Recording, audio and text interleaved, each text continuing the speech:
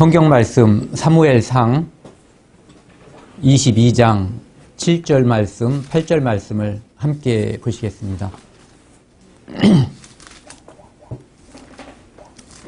구약성경 446쪽입니다.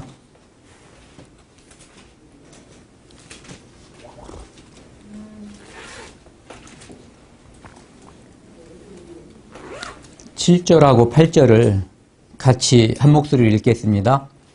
사울이 곁에 선 신하들에게 이르되 너희 베냐민 사람들아 들으라.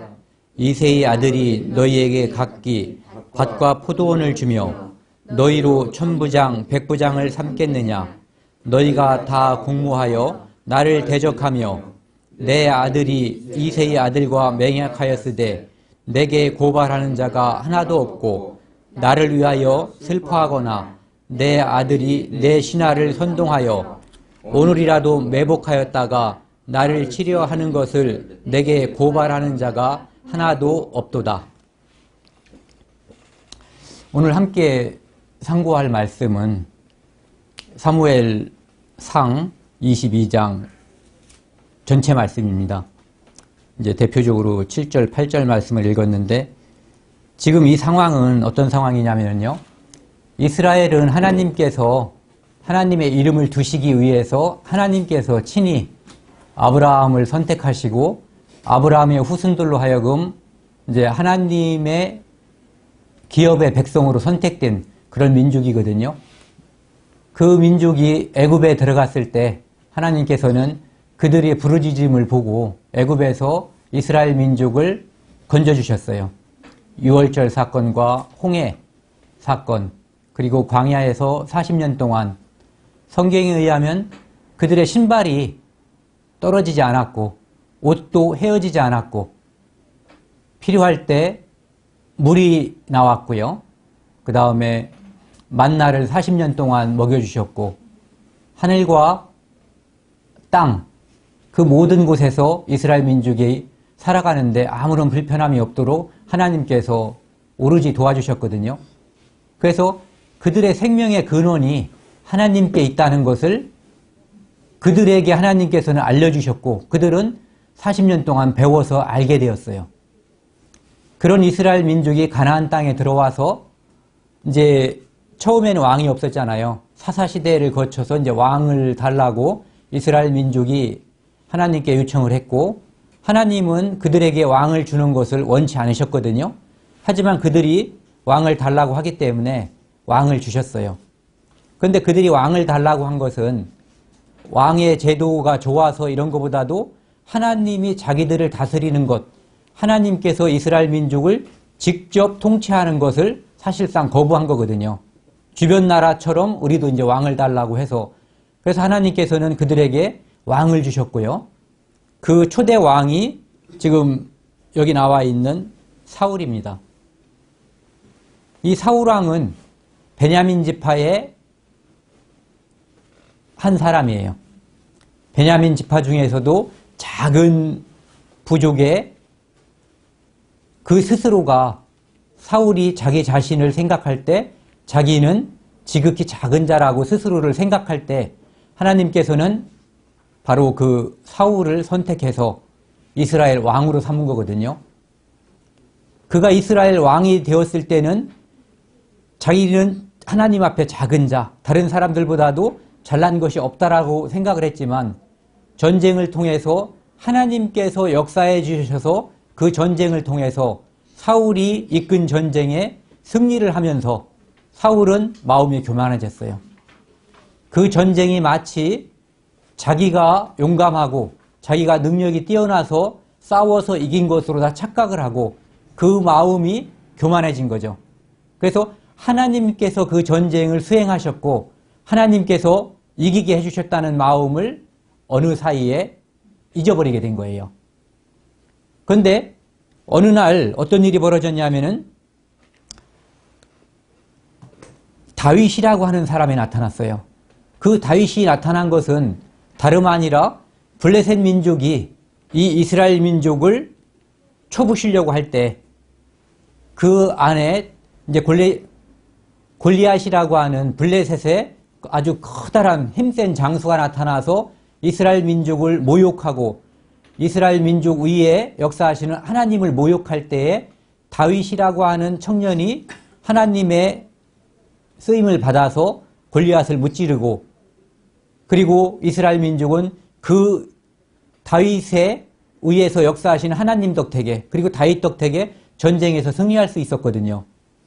그때 이스라엘 민족들은, 많은 사람들이 사울이 죽인 자는 천천히요, 그 다음에 다윗이 죽인 자는 만만이라 이렇게 이야기했어요. 그것을 공교롭게도 사울이 들은 거죠.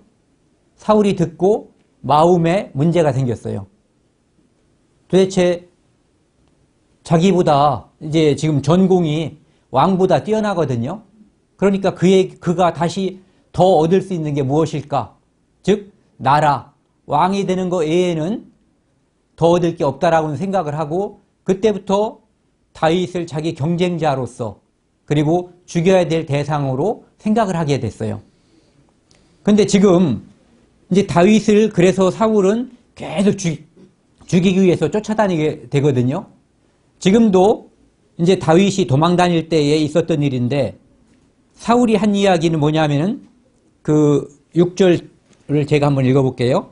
사울이 다윗과 그와 함께한 사람들이 나타났다 함을 들으니 때에 사울이 기브와 높은 곳에서 손에 단창을 들고 에셀나무 아래 앉았고 모든 신하들은 그 곁에 섰더니, 지금 사울이 단창을 들고 있는데 그 단창을 들고 있는 이유는 바로 다윗을 죽이기 위함이거든요. 다윗을 죽이기 위해서 계속해서 추격대가 돼가지고 그 추격대의 대장으로서, 왕으로서 사울이 다윗을 쫓아다니는 거예요. 그때 이 사울이 그 백성들에게 하는 말이 이런 거거든요. 베냐민 사람들아 들으라. 이새의 아들이 너희에게 각기 밭과 포도원을 주며 너희에게 천부장 백부장을 삼겠느냐. 왕이 베냐민 지파에서 나왔기 때문에 지금 왕과 그 주변에 높은 지위에 있는 사람들은 대부분 베냐민 지파의 사람들이에요. 그렇기 때문에 이 베냐민 지파의 사람들을 격동시키는 거죠. 너희들이 만약에 다윗이 왕이 되고 내가 왕위에서 쫓겨난다면 너희가 지금 차지하고 있는 영광과 그 육신적인 안락함과 이익, 이런 것에서 너희들은 다 쫓겨날 거다. 그러니 너희는 다윗을 반드시 죽여야지 되고, 혹시 다윗을 만나면 나에게 신고해야지 된다. 이렇게 이제 다윗과 이스라엘 민족 간의 이간책을 쓰고 있는 거예요. 그것도 육신적인 이유를 가지고요. 우리가 먹고 사는 문제, 육신적인 문제는 굉장히 중요한 문제거든요. 그것을 떠나서 인간은 존재할 수가 없어요. 근데 육신적인 문제는 그야말로 두 가지로다가 부각이 될 수 있어요. 하나는 그야말로 지금 사울이 이야기한 것처럼 육신적인 문제예요. 먹고 다른 사람 앞에 군림할 수 있고 권력을 행사할 수 있고, 또 한 가지는 육신적인 문제, 먹고 사는 문제가 근원이 어디인가를 바라보라고 하나님께서는 내가 음식을 먹지 않으면 하루라도 살기 어렵고 이틀은 더더욱 어렵고 3일쯤 굶으면 담을 넘게 되는 그런 나약한 존재라는 것을 알게 해주기 위해서 하나님께서는 우리에게 음식을 먹게 해주신 거거든요. 그리고 우리가 입에 넣는 모든 음식은 하나님께로부터 왔다는 것. 우리가 지금 살기 위해서는 하나님께서 만든 모든 피조물을 이용하고 그것을 통해서 우리가 이 생명이 영이 될 수 있다는 것을 하나님께는 알려주기 위해서 이 육신적인 문제, 먹고 사는 문제에 대해서 우리에게 늘 생각을 하게 하는 거예요. 그런데 지금 사울이 베냐민 지파에게, 즉 이스라엘 민족에게 이야기한 것은 사울 왕이라고 하는 그 왕위에 초월적으로 통치하고 있는 하나님의 존재를 인식하고 거기에 감사하라는 뜻에서 육신적인 문제를 내세운 것이 아니라 너희들이 어떻게 해야지 잘 먹고 잘 살 수 있느냐, 다윗을 죽이고 내 명령을 받드는 것이 너희들이 잘 살 수 있는 방법이다라고 육신적인 것, 접근 방법으로 그들에게 이간책을 쓰고 있는 거죠.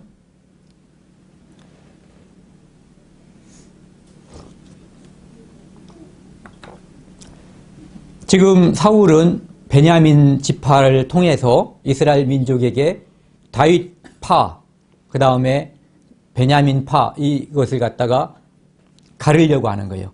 계파를 갈라서 자기가 그 사이에 이제 이익을 보기 위해서 이제 노력을 하는 거죠.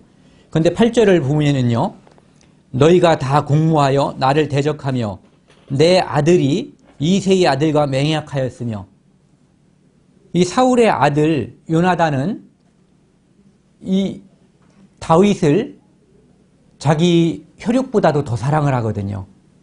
그가 하나님이 그와 함께 한다는 것을 요나단은 알아요. 그래서 지금 다윗이 살아있는 것은 물론 하나님께서 다윗의 생명을 이렇게 살려주신 거지만 요나단이 다윗을 살리기 위해서 많이 노력을 하고, 그리고 다윗의 딸 미갈도 역시 자기 아버지가 자기 남편이며 사울왕의 부하인 다윗을 죽이려고 했을 때 그 자기 남편, 즉 다윗을 살리기 위해서 간계를 쓰거든요. 그러니까 자기 딸도 아버지 편이 아닌 거예요. 그리고 자기 아들도 아버지 편이 아니죠. 그들은 그를 도와주는 것이 하나님의 뜻에 부합하다는 것을 특히 요나단은 정확히 알고 있거든요. 지금 사람들이 사울의 편에 서지 않은 이유를 사울은 육신적인 생각에서 접근하고 있는 거예요. 내 편에 서면 너희들이 영광을 얻을 텐데 왜 내 편에 서지 않느냐? 왜 고발하는 자가 없느냐? 더더욱이 내 자식들, 내 딸도 다윗을 살리기 위해서 노력을 했고 내 아들도 요나단도 다윗과 맹약을 했다는 것을 알고 있거든요. 그런데 그들이 왜 그렇게 했는지에 대해서 이 사울은 생각하지 않는 거죠. 맹약하였으며 내게 고발하는 자가 하나도 없고 나를 위하여 슬퍼하거나 내 아들이 내 신하들을 선동하여 오늘이라도 매복하였다가 나를 치려하는 것을 내게 고발하는 자가 하나도 없도다. 사울은 지금 마음이 쓸쓸한 거예요. 그리고 오로지 처음에 하나님께서 사울을 왕으로다가 임명하려고 했을 때, 그를 왕으로 택하려고 했을 때 사울은 숨었어요.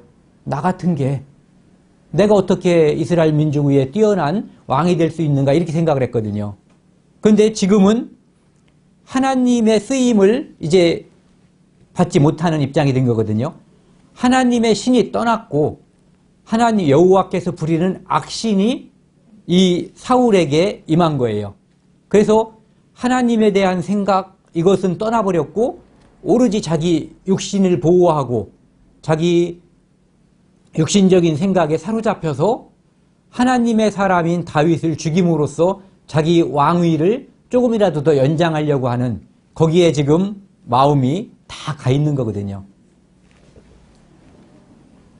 그 사무엘상 13장을 한번 보시죠.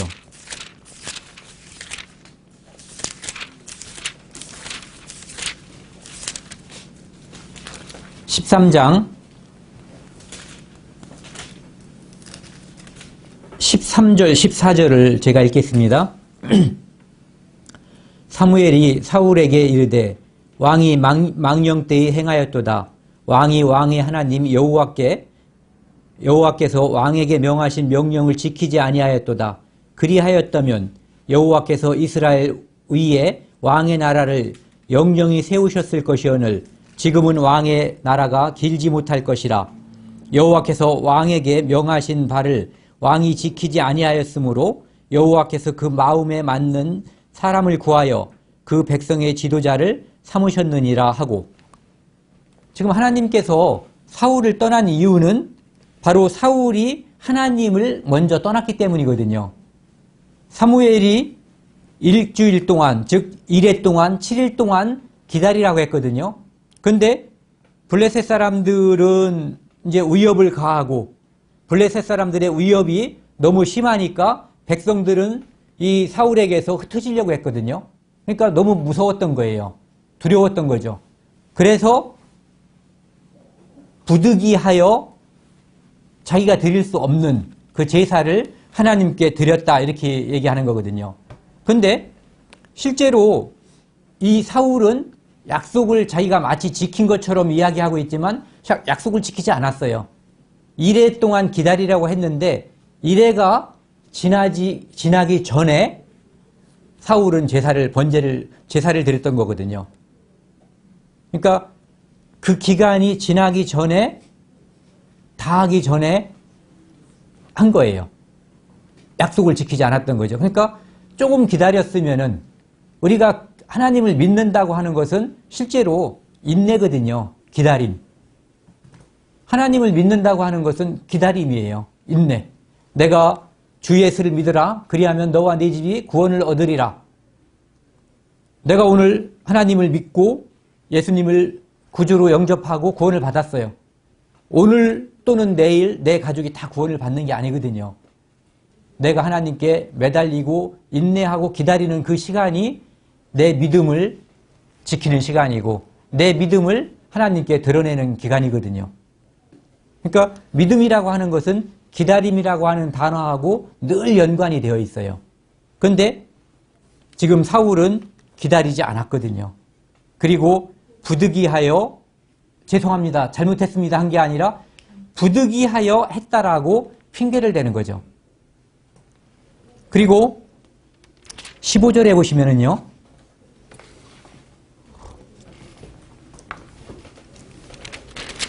15절이 아니라 15장 3절에 보시면은요, 하나님께서는 사울에게 사무엘을 통해서 다시 명령을 하셔요. 15장 3절, 지금 가서 아말렉을 쳐서 그들의 모든 소유를 남기지 말고 진멸하되 남녀와 소아와 젖 먹는 아이와 우양과 약대와 나귀를 죽이라 하셨나이다. 여기 보면 하나님의 명령은 지엄하거든요. 살아있는 생명체는 거기에 있는 것을 무엇이든 사람이든 동물이든 가리지 말고 진멸하라. 한 사람 한 마리도 남기지 말고 다 죽이라. 이게 하나님의 명령이에요. 그렇게 하나님께서 이 아말렉을 쓸어버리라고 명령한 데에는 이유가 있어요. 그들은 이스라엘 민족이 애굽에서 나왔을 때 이스라엘 민족에 대적을 했거든요. 그리고 이들은 하나님께서 이스라엘 민족을 이때에 맞춰서 사실은 가나안 땅으로다가 오게 이끌어낸 거예요. 그들의 죄가 가장 번성했을 때, 즉 아말렉과 가나안 지역에 사는 사람들의 죄가 가장 강해서 그들의 죄악을 벌주고 싶을 때, 하나님께서 내리는 벌을 통해서 그들을 쓸어버리고 싶어 할 때, 그러니까 그들의 죄가 가장 관영할 때죠. 차고 넘칠 때 이스라엘 민족을 그 시점에 끌어들여서 하나님의 백성인 이스라엘 민족으로 하여금 하나님의 뜻과 가장 어긋나게 살고 있는 이 부족들, 특히 이 아말렉을 진멸하기로 하나님이 계획을 세우신 거거든요. 이들은 하나님이 싫어하는 사람을 자기들이 믿는 신에게 인신제사, 사람을 제물로 바치는 제사를 드렸고요. 자기 자식을 불 가운데로 지나가게 하는 그런 악행을 저지른, 하나님 앞에 용서받지 못할 그런 죄를 저지른 거예요. 그래서 이들 민족을 하나님께서는 완전히 진멸해야지만 그런 습관이 이웃 민족들, 특히 하나님의 백성인 이스라엘 민족에게 전염되지 않게끔 하기 위해서 이들이 흔적조차도 없애버리려고 한 거예요. 만약에 사람은 다 죽였는데 여기에 소하고 양이 있어요. 그러면 사람들이 이 소, 양 굉장히 멋있다, 굉장히 살쪘다, 뭐 탐스럽다 이렇게 얘기하면 옆에 있는 사람이 그거 아말렉에서 잡아온 거야. 그럼 아말렉이라는 이름이 그들 사이에 또 회자가 될 수 있는 거거든요. 하나님은 그런 것 자체를 갖다 금하려고 아말렉은 이름까지도 완전히 쓸어버리기 위해서 이렇게 명령을 하신 거거든요. 그들의 죄가 워낙 심했기 때문에요. 그리고 그 죄를 징벌하는 수단으로 이스라엘 민족을 이제 키운 거죠. 믿음도 키웠고 숫자도 키웠고 군사력도 키웠어요. 그래서 그들을 징벌할 수 있는 때가 드디어 이른 거거든요. 그 다음에 23절이요. 하나님께서는 진멸하라고 했는데 8절부터 한번 읽고 넘어갈게요. 아말렉의 왕 아각을 사로잡고 칼날로 그 백성, 그 모든 백성을 진멸하였으되 사울과 백성이 아각과 그 양과 소의 가장 좋은 것 또는 기름진 것과 어린 양과 모든 좋은 것을 남기고 진멸하기를 즐겨 아니하고 가치 없고 낮은 것은 진멸하니라. 여기 보면은 남겨놓은 게 굉장히 많죠. 아각도 남겼고 양과 소, 그 중에서 쓸만한 것들을 많이 남긴 거예요. 몇 마리라고 돼 있지 않지만 남겼거든요. 그런데 사울은 이 모든 것을 자기가 하나님의 명령에 따라서 진멸했다라고 생각을 하는 거예요. 하나님의 생각과 사울의 생각은 다르죠. 하나님의 생각은 진멸하는 데 있었어요. 그 이름까지도 없애버리기 위해서. 그런데 처음에 베냐민 지파들아, 베냐민 사람들아 하면서 베냐민 사람과 이스라엘 사람들을 이간하려고 했을 때, 이간질 붙이려고 했을 때, 그 다음에 이스라엘 민족과 다윗을 이간질 시키려고 했을 때 그들에게 사울이 사용한 방법이 바로 육신적인 방법이었거든요. 그것과 똑같이 지금 사울은 육신적인 이유에서 필요한 것과 필요하지 않은 것, 하나님의 명령이라고 하는 것은 젖혀뒀어. 이제는 이미 왜 본인이 가서 싸우게 됐는지, 이들을 왜 사람을 다 죽여버리게 됐는지에 대한 생각을 잊어버리고 싸우다 보니까 이제 이겼거든요. 그러니까 왕을 살려둔 이유는 왕을 자기가 멋있게 사람들 많은 데서 보는 데서 죽임으로써 자기의 권위를 다시 한번 높이기 위해서 왕을 살려둔 거예요. 그냥 전장에서 쓸어버리면은, 죽여버리면은 누가 멋있게 어떻게 했는지 모르니까. 그리고 육신적으로 필요한 것들, 그런 것들, 좋은 것들을 많이 남겨놓은 거죠. 이것은 하나님의 명령에 정면으로다가 배치되는 거였지만 사울은 명령을 다 수행했다고 생각을 한 거예요. 아까 번제 제사를 드렸을 때에도 부득이해서 드렸다라고 자기가 핑계를 댔던 것처럼 여기서도 사울은 핑계를 대죠. 제사 드리기 위해서. 제사는 누구한테 드립니까? 하나님께. 하나님을 섬기고 하나님의 이름을 높이기 위해서 내가 하나님 말씀을 불순종했습니다. 이렇게 변명을 하는 거죠. 제사 드리기 위해서 남겼으니까요. 23절 보시겠습니다. 그 앞에 22절에 보면은 그래서 사무엘이 사울에게 22절부터 읽을게요. 사무엘이 가로되 여호와께서 번제와 다른 제사를 그 목소리 순종하는 것을 좋아하심같이 좋아하시겠나이까. 순종이 제사보다 낫고 듣는 것이 수양의 기름보다 나으니. 그래서 하나님 말씀에 순종하는 것이 다른 것들, 어떠한 제사를 드리기 위해서 무엇을 남긴다든지 다른 어떤 행위를 하는 것보다 훨씬 더 하나님 앞에 합당한 것이다. 이렇게 이야기하고 있죠. 23절이요. 이는 거역하는 것은 사술의 죄와 같고 완고한 것은 사신 의상에게 절하는 죄와 같음이라. 왕이 여호와의 말씀을 버렸으므로 여호와께서도 왕을 버려 왕이 되지 못하게 하셨나이다. 사울 왕이 미천한 종족의 별것 아닌 집안의 사람이었는데 하나님께서 그를 쓰셨을 때에는 그가 스스로 자기를 작게 생각을 했었을 때거든요. 그런데 이제는 하나님 전쟁에서 이기고 자기 지위가 높아지고 자기 명예가 높아지다 보니까 하나님 생각하는 것보다 자기의 지금 지위와 힘이, 자기의 명예가 어디서 왔는가를 잃어버린 거예요. 그리고 그래서 하나님께서는 왕을 버려 왕이 되지 못하게 한 거거든요. 그 첫 번째 이유가 여호와의 말씀을 버렸으므로 이렇게 되어 있거든요. 그런데 여기에서도 사울은 핑계를 대죠. 백성을 두려워하여. 백성이 만약에 이 양을 다 죽이면은 백성이 왜 필요한 양을 죽이냐고 하면서 사울에게 대들었을 거다라는 그런 생각을 가지고 있는 거죠. 근데 아마 그렇지 않았을 거예요. 사울의 욕심이 있다는 걸 알기 때문에 백성들도 자기 욕심을 차리는 거지, 사울이 만약에 한 마리라도 살려두거나 감추는 자는 너희들도 진멸당한다 이렇게 얘기했다면은 절대 그런 일이 없었을 거예요.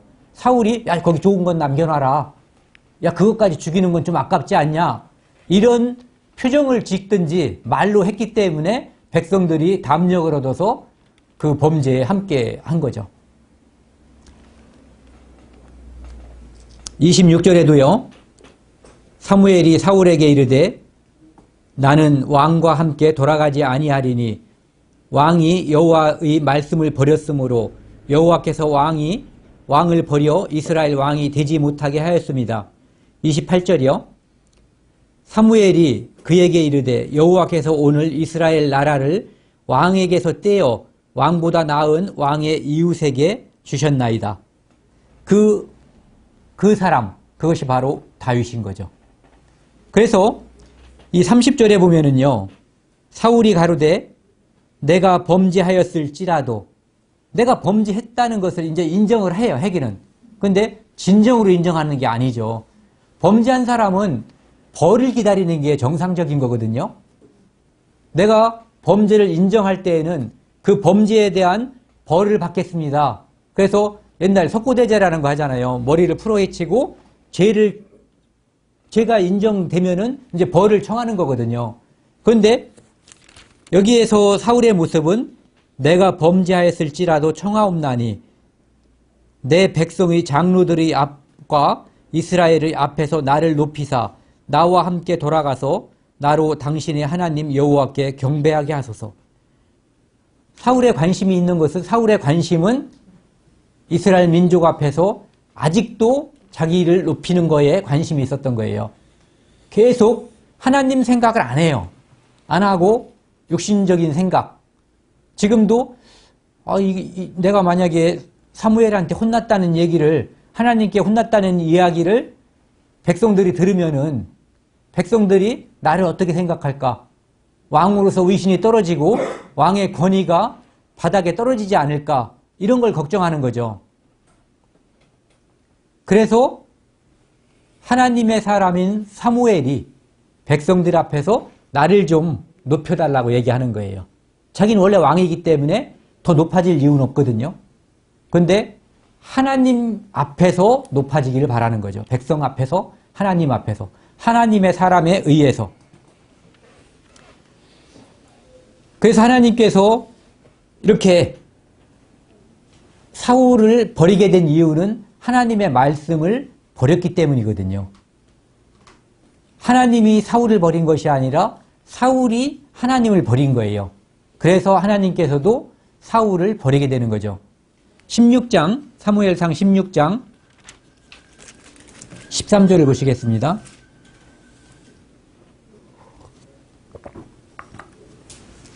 (13절) (14절을) 함께 읽겠습니다. 기름불을 취하여 그 형제 중에서 그에게 부었더니 그날 이후로 다윗이 여호와의 신에게 크게 감동이 되니라. 사무엘이 떠나 라마에 가니라. 여호와의 신이 사울에게 떠나고 여호와의 부리신 악신이 그를 번뇌케 한지라.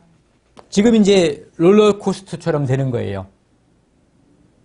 다윗은 하나님의 기름을 부었기 때문에 이제 다윗은 하나님께 감동이 되어서 하나님 앞에 점점점 커지는 거고, 사울은 이제 하나님의 신은 떠났고, 여호와의 신이 사울에게서 떠났고, 여호와께서 부리는 악신, 욥기에 나타난 그 악신이 이제 이 사울에게 나타난 거예요. 그러니까 사울은 이제는 여호와의 사람이 아니라 악신이 부리는 사람이 된 거예요. 그러니까 구원받은 사람도 마찬가지거든요. 우리가 어떤 생각을 하고 사느냐에 따라서 이 악신의 영향에 내가 구원을 받았지만 그것에 의해서 내가 말하고 행동하는 게 좌우가 될 수 있어요. 사울이 바로 구원받은 사람으로 따진다면 그런 경우라고 볼 수가 있는 거거든요.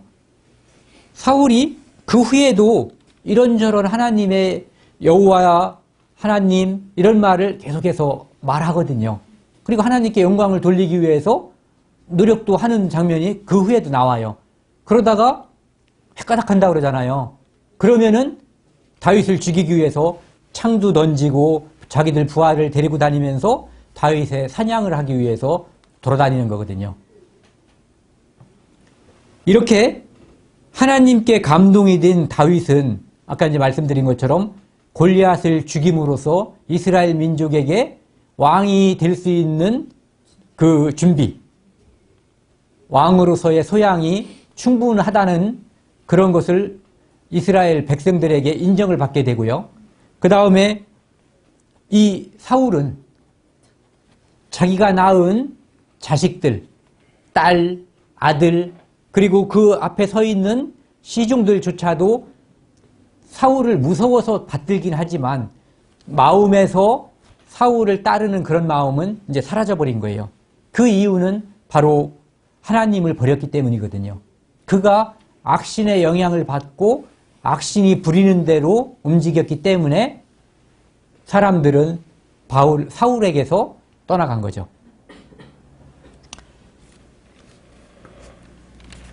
사무엘상 18장 보시면요.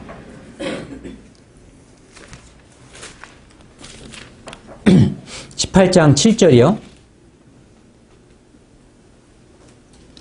여인들이 뛰놀며 창화하여 가로되 사울이 죽인 자는 천천히요 다윗은 만만이로다 한지라. 사울이 이 말에 불쾌하여 심히 노하여 가로되 다윗에게는 만만을 돌리고 내게는 천천을 돌리니 그에 더 얻을 것이 나라밖에 무엇이냐 하고 그날 후로 사울이 다윗을 주목하였더라. 주목만 하고 만 것이 아니라 다윗을 죽이기 위해서 그가 가지고 있는 모든 역량을 다 발휘했어요. 자기 창을 던지고 부하들을 시켜서 부하들을 몰고 다니면서 다윗을 죽이는 거에 왕이 할 일이 굉장히 많잖아요. 그런데 그 일을 자기가 해야 될 유일한 일인 것처럼 쫓아다니게 되는 거죠. 그런데 12절에 보시면요. 18장 12절 여호와께서 사울을 떠나 다윗과 함께 계심으로 사울이 그를 두려워한지라. 이게 중요한 거죠. 사울이 아무리 다윗을 죽이고 싶었지만 그리고 여호와께서 부리는 악신의 영향을 받아서 다윗을 따라다니고 있지만 다윗을 두려워하는 거예요. 왜? 그가 하나님과 함께 한다는 것을 알기 때문이죠. 특히 다윗을 두려워할 수밖에 없었던 이유가 다윗이 사울에게 맞대항을 했으면은 오히려 두려워하지 않았을 거예요. 오히려 담대하게 더 죽이고 싶었을 거예요. 그런데 다윗은 꼭 죽일 수 있는 그 자리에서 두 번이나 사울을 죽이지 않고 그 목숨을 살려주거든요. 그리고 그것을 사울에게 알려주죠. 자기를 죽일 수 있는데도 죽이지 않고 자기를 살려주는 다윗을 보면서 이 사울은 더 큰 두려움을 느꼈을 거예요. 그것이 하나님의 영에 감동된 사람과 하나님의 영이 아닌 악신의 영향을 받는 사람들의 차이가 이 사무엘상 22장에 보면은 이제 앞으로 계속 여기 16장, 17장 쭉 나오는 거죠. 그래서 그 둘이 이스라엘 민족들 앞에서 어떻게 한 사람은 올라가고 한 사람은 이제 밑으로 떨어지고 그리고 궁극적으로 이제 처참하게 이제 죽음을 맞게 되는 그런 모습까지를 볼 수가 있는 거죠. 사무엘상 22장 1절 보시겠습니다.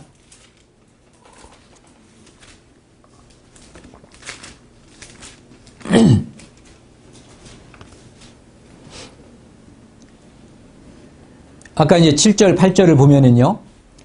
사울은 다윗을 죽이려고 하는데 신고도 하라고 하고 직접 죽이고자 노력을 엄청 많이 하거든요.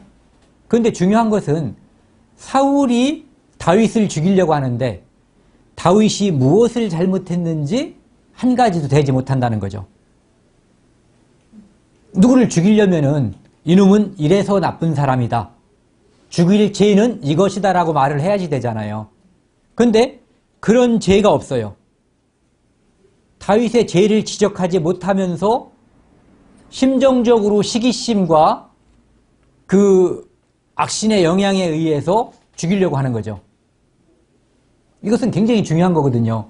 감정적인 문제이지 다윗이 죄를 졌기 때문이 아니라는 거예요. 그리고 다윗을 죽이려고 하는 이유가 또 다른 측면을 생각을 해보세요. 어떤 게 있냐면은 다윗이 충성심이 강한 신하였기 때문에 지금 죽게 된 거예요. 만만이 됐기 때문에. 블레셋 사람들을 쳐 죽이는 일은 왕에게 충성된 것이고 하나님께 충성된 거였거든요. 왕과 하나님께 충성한 그가 엄청난 전공을 세웠거든요. 그 전공을 세웠다는 이유는 일반적으로 왕이 그를 데려다가 상을 줘야지 되는 거예요. 그런데 그 시기심이 작동이 돼가지고 그 충성심, 전공이 많은 부하를 지금 죽이려고 하는 거죠. 또 한 가지는 이것이 사실 더 중요한 거죠. 뭐냐면은 사울이 지금 정상적인 머리 상태가 아니라는 거예요. 하나님의 신, 여호와의 신이 떠났고 바로 악신이 사울을 지배하기 때문에 하나님의 쓰시는 사람인 다윗을 죽이려고 하는 거죠. 그러니까 어떤 측면으로 보든 사울은 다윗을 죽여서는 안 되는 거예요. 더욱이 다윗은 누구냐면은 바로 사울의 사위거든요. 사위. 그리고 그와 함께 전쟁이라든지 나라의 살림을 이렇게 상의하는 모신이라고 되어 있어요. 충성된 자죠. 전쟁에 전공이 많은. 그리고 사위고, 그리고 자기와 함께 늘 국사를 논의하는 모신이에요. 그런 그를 지금 사울은 죽이려고 하는 거죠.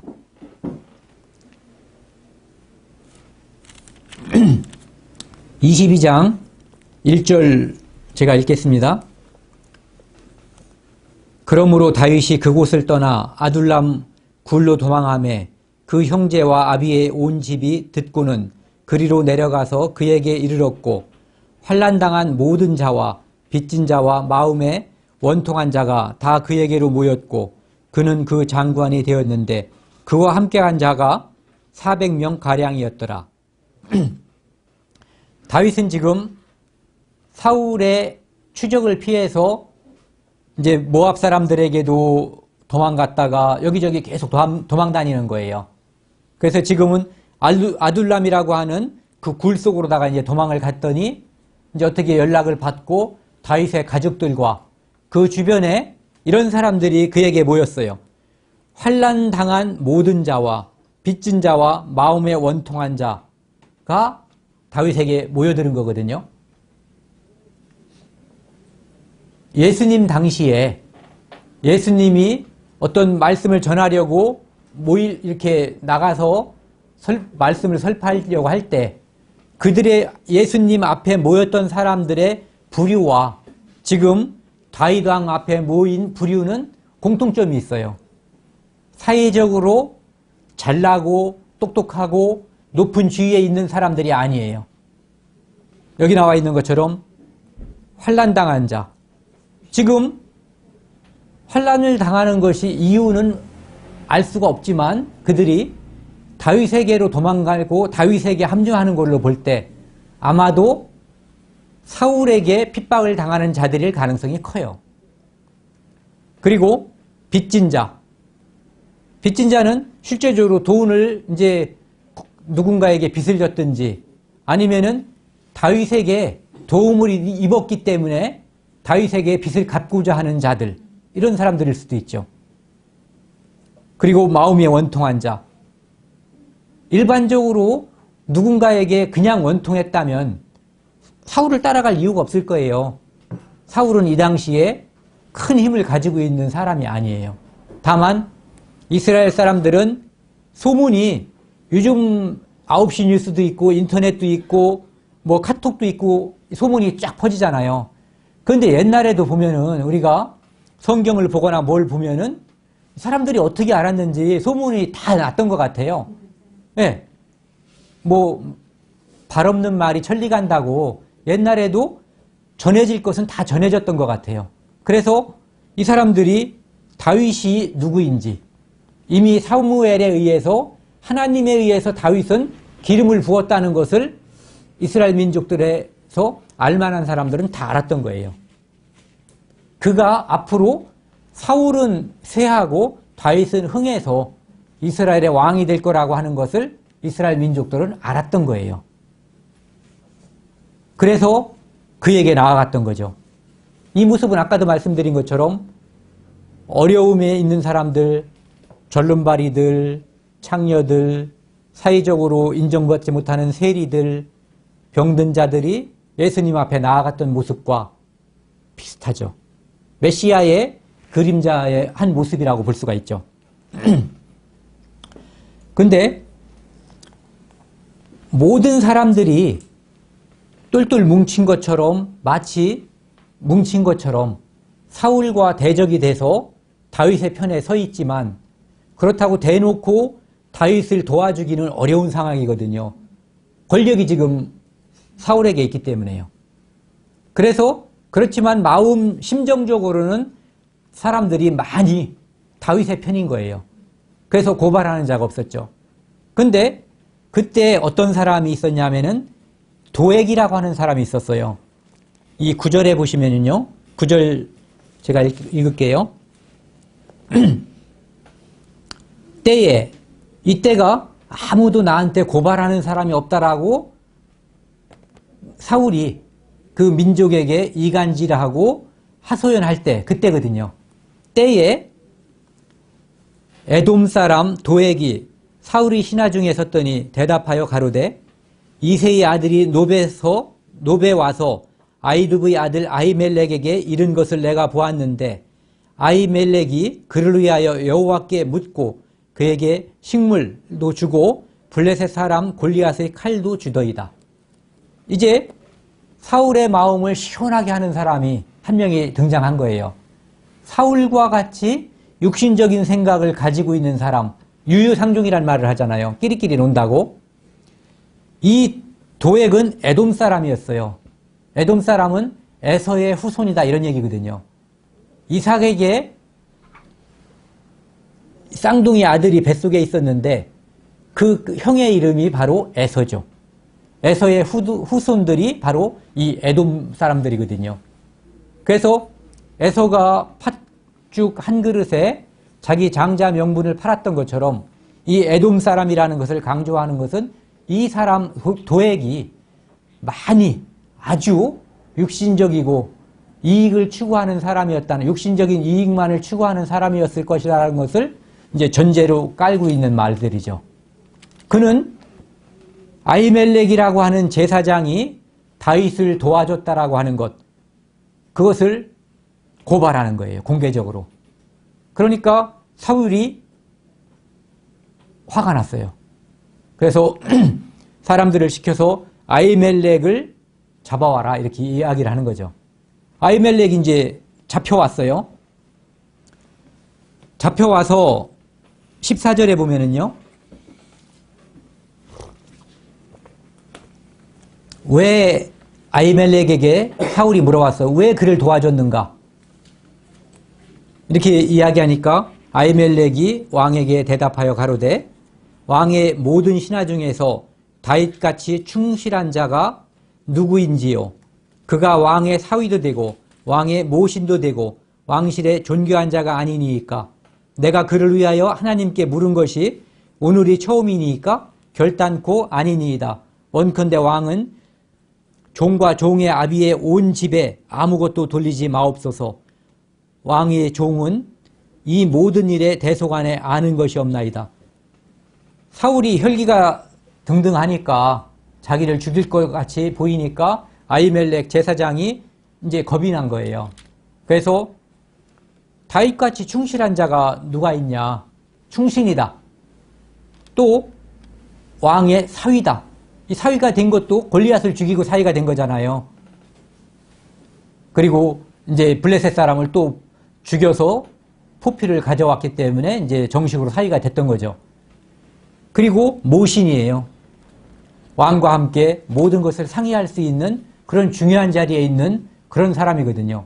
그러니까 어떤 측면으로 봐도 다윗은 왕의 대적자가 아닙니다.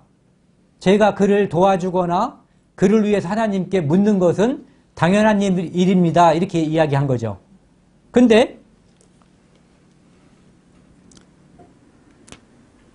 16절에 보시면은요. 왕이 가로되 아히멜렉아 네가 반드시 죽을 것이요 네 아비의 온 집도 그러하리라 하고 왕이 좌우의 시위자에게 이르되 돌이켜 가서 여호와의 제사장들을 죽이라.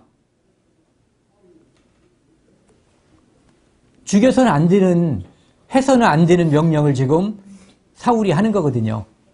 죽이라. 그들도 다윗과 협력하였고 이유가 그거예요. 누구를 죽였다, 무엇을 잘못했다, 범죄 사실을 적시하는 것이 아니라 다윗을 도왔다 이거거든요. 협력하였고 또 그들이 다윗에 도망한 것을 알고도 내게 고발치 아니하였음이니라. 하냐 왕의 신하들이 손을 들어 여호와의 제사장들을 죽이기를 싫어한지라. 이 시대를 한번 생각을 해보세요. 왕의 명령은 옳든 그르든 관계없이 지엄한 거예요. 그런데 왕이 이미 명령을 내렸거든요. 제사장들을 죽이라. 그런데 이 시위자들은 안 죽였어요. 외면을 했는지 도망을 갔는지 아니면은 그러면 아니 되옵니다를 했는지는 모르지만은 어쨌든 그들은 이 부당한 명령에 어떻게 피했는지는 모르지만 이 부당한 명령을 비록 부당한 명령이지만 이 명령을 듣지 않았을 때 그들에게 어떠한 육신적인 험악한 꼴을 당할 수 있을 거라는 것, 육신적인 불이익이 올 거라는 것을 이 사람들이 모르겠냐고요. 사울의 성품을 알고 왕의 부하로서 왕명을 거역했을 때 무엇이 그 다음에 따를 건가를 다 알지만 하나님의 여호와의 제사장 죽이는 것은 옳지 않고 그 동기도 옳지 않고 그래서 그들은 그 명령을 듣지 않았어요. 그런데 18절에 보면 왕이 이제 듣지 않는 사람이 있으니까 듣는 사람이 있을 거 아니에요. 왕이 도액에게 이르되 너는 돌이켜 제사장들을 죽이라 하매 에돔 사람 도액이 돌이켜 제사장들을 쳐서 그날에 세마포 에봇 입은 자 85인을 죽였고 제사장들과 성읍 노부인 남녀와 아이들과 젖먹는 자들과 소와 나귀와 양을 칼로 쳤더라. 여기 보면은 아까 우리가 읽었던 장면하고 이 뭐가 이렇게 좀 비슷하죠. 비슷한데 다르고 다른데 비슷한 거예요. 하나님이 사울에게 아말렉을 진멸하라고 했을 때 사울은 육신적인 이유로 그들을 진멸하지 않았어요. 아각과 소와 양 중 좋은 것을 살려두었거든요. 그런데 지금 제사장들을 죽이라고 한 명령은 그 자체가 제사장을 아히멜렉이라고 하는 제사장 한 명을 죽이는 것도 부당해요. 그런데 거기에 있는 85명의 제사장들을 죽이는 것은 더욱 부당해요. 더군다나 아직 제사장이 되지 못한 제사장들의 자녀들이 있거든요. 그 다음에 그 가족이 있어요. 그 가족들까지 다 죽여버렸어요. 그리고 그에게 포함되어 있는 여기 소와 뭐죠? 예, 소와 나귀와 양까지 다 죽여버렸어요. 죽이라고 했을 때는 안 죽이고 이 뒤에 명령한 사람이 있는 거거든요. 도액의 명령이 아니에요. 도액에게 명령한 사람이 있어요. 도액은 가서 감히 이 모든 것을 진멸할 수 있는 위치에 있는 사람이 아니거든요. 가서 싹 쓸어버리라고 진멸하라고 한 배우가 사울이거든요. 사울은 육신적인 이유로 하나님의 명령을 거부했고 이제는 육신적인 이유로 하나님이 금하는 것을 잔인할 정도로다가 수행을 한 사람이에요. 그리고 이때 이것으로 인해서 즉 왕권의 안정을 위해서 왕권의 안정에 방해가 되는 요소를 다 제거하기 위해서 다윗도 죽이고 싶었고 다윗과 함께하는 자들을 죽이기 위해서 제사장들과 가족과 그 가축들까지도 다 죽여버리는 이 사울. 그런데 그런 것으로 인해서 왕권이 강화되는 것이 아니라 오히려 사울의 파멸이 점점 앞당겨지는 거죠. 그러니까 잘못된 방법, 잘못된 길을 쓰면은 그것은 오히려 자기를 보호하는 것이 아니라 오히려 자기의 파멸을 앞당기게 되는 거죠. 왜냐하면은 이 세상을 내 머리로 사는 것 같지만 궁극적으로 이 세상은 마귀가 통치한다고 하지만 마귀 위에 초월적으로 역사하시는 하나님의 통치하에 있는 거거든요. 그렇기 때문에 하나님의 뜻과 어긋난 내 의지, 내 결심, 나의 악행 이런 것들이 결코 나를 보호할 수가 없다는 거죠. 지금 당장은 나를 보호하는 것처럼 보일 수가 있어요. 하지만 그것이 내 파멸을 앞당기고 하나님 앞에 떳떳이 설 수 없는 그런 모습으로 가는 거죠. 근데 여기서 보면 이제 생각을 몇 가지를 해보자고요. 사울은 부득이하여 하나님께 제사를 드린 사람이에요. 그리고 백성을 두려워하여 살찐 양과 살찐 소를 남겨뒀어요. 그리고 그때는 자기가 아말렉 왕 아각을 살려둔 이유에 대해서는 설명하지 않았어요. 어쨌든 아각을 살려둔 이유와 살찐 양과 가축들을 살려둔 이유는 사울이 지극히 육신적인 생각을 가지고 있었다는 것을 분명히 보여주고 있거든요. 하나님의 명령을 하나님의 말씀대로 그대로 따르지 않고 자기의 육신적인 잣대, 자기의 판단에 따라서 어떤 것은 남기고 어떤 것은 죽이고 자의적으로 행동한 거죠. 다만 자기의 원수라고 하는 실제로는 원수가 아니지만 자기가 원수처럼 여기고 있는 다윗을 도와준 제사장과 그 가문에 대해서는 잔인하리만큼 진멸하는데 앞장을 섰어요. 물론 이제 도액이라는 사람을 시켰지만은요. 하나님 말씀을 불순종하기 위해서 또는 하나님 말씀을 순종하기 위해서 하나님 말씀을 불순종하는 그런 이율배반적인 행동을 지금 하고 있는 거거든요.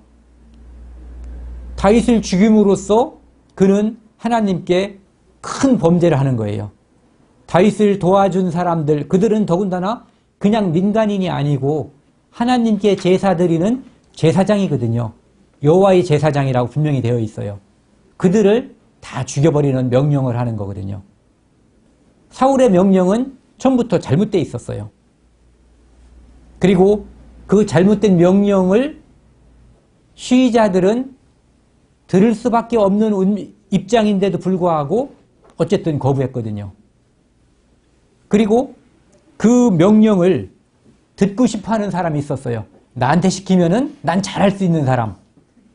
그 부당한 명령, 다윗이 무엇을 원하는가를 다 알고 있어요.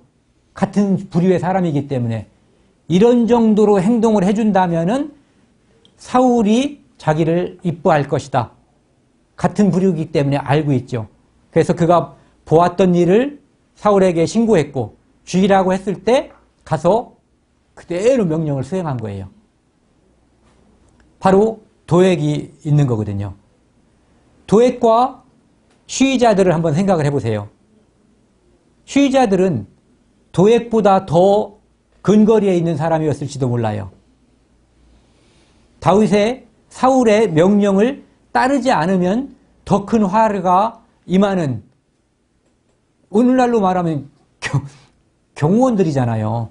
대통령 경호실이라고 볼 수 있는 그런 사람이 대통령 명령을 안 듣는, 오늘날엔 그래도 재판이나 해서 이렇게 뭘 처벌을 하는 시대지만 그때는 죽여 그러면 죽는 시대거든요. 그런데 지금 아히멜렉이라고 하는 제사장을 죽이라고 했을 때 그들이 거절한, 듣지 않은 그 배후를 생각을 해보세요. 그것은 다른 이유가 있을 수가 없어요. 하나님을 두려워한 거거든요. 지금 내 눈앞에 보이는 것은 사울이지만 사울 위에 하나님께서 역사하고 있다는 것을 이 시위자들은 아는 거죠. 그렇기 때문에 사울, 즉 왕의 명령을 따르지 않을 수가 있었던 거예요.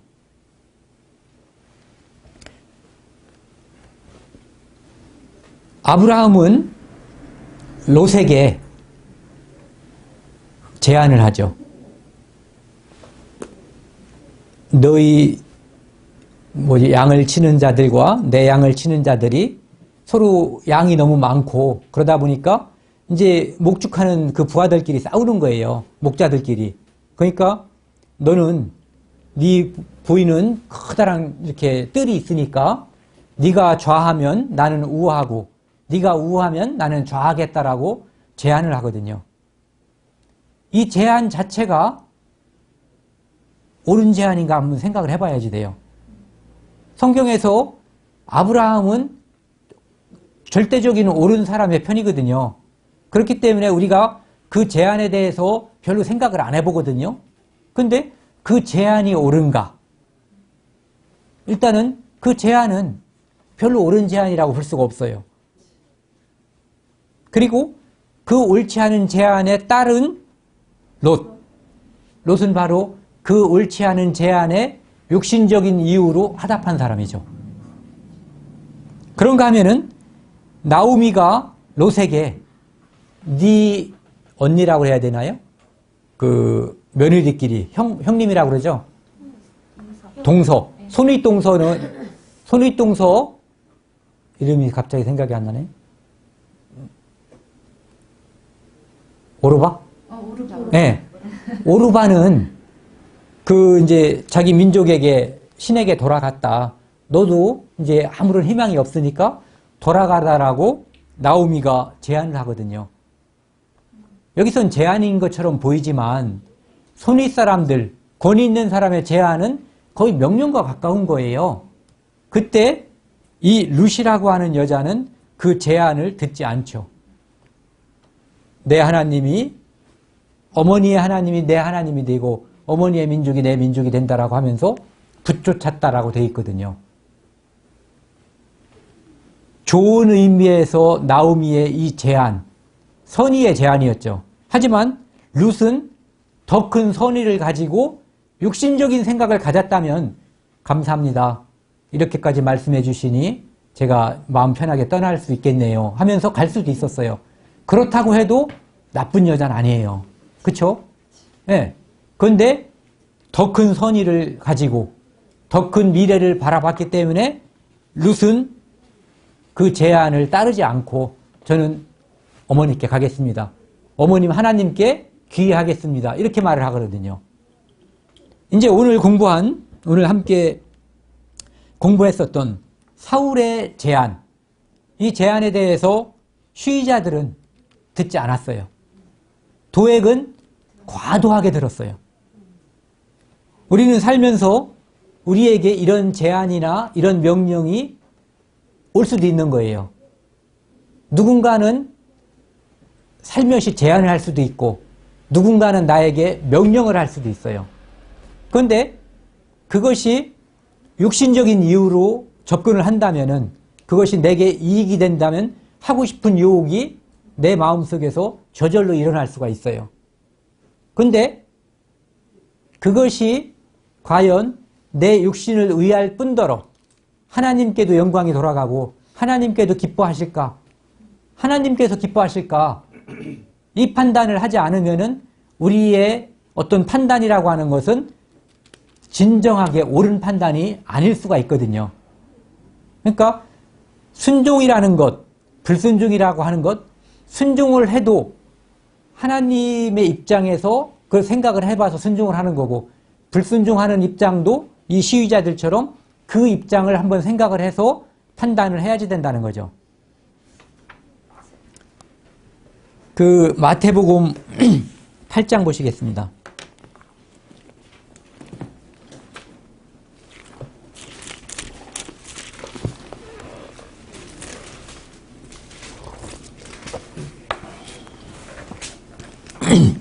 마태복음 8장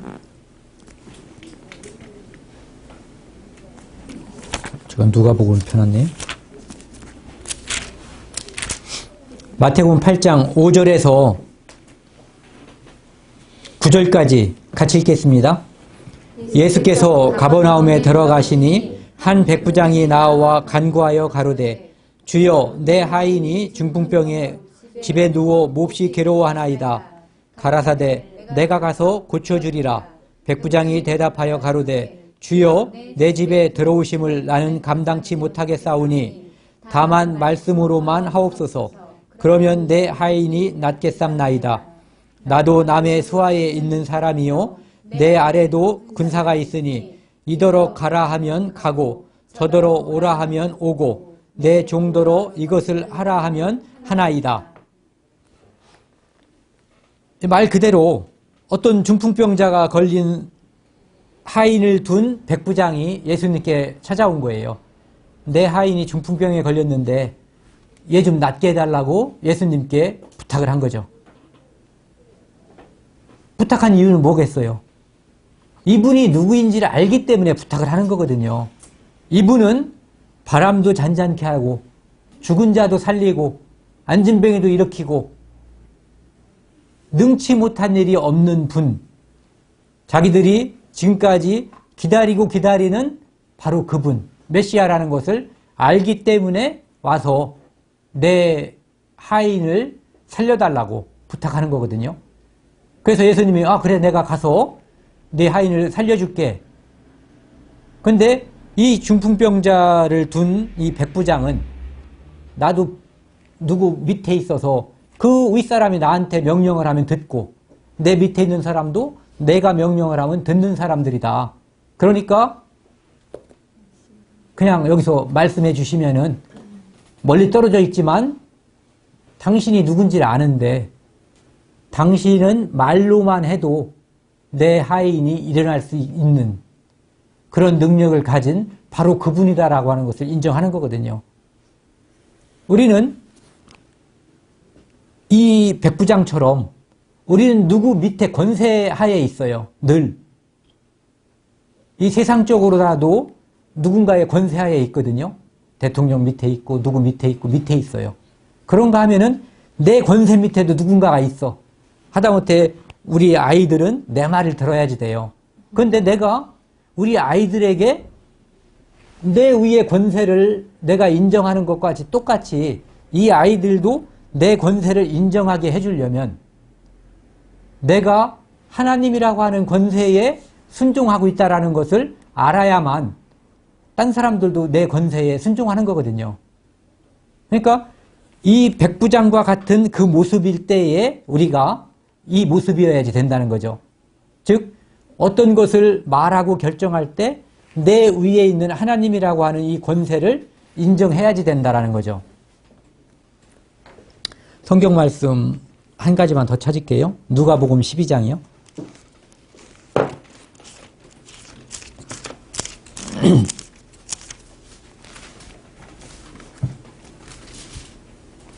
누가복음 12장 5절입니다.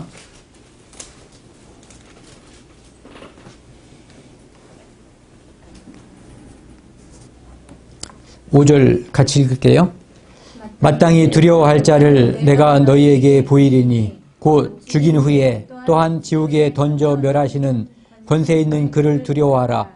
내가 참으로 너희에게 이르노니 그를 두려워하라. 우리가 살면서 진정으로 두려워하고 순종해야 될 대상은 딱 한 분이에요. 절대적인 순종을 요구할 수 있는 분도 하나님밖에 없고 우리가 절대적으로 순종해야 될 분도 하나님밖에 없거든요.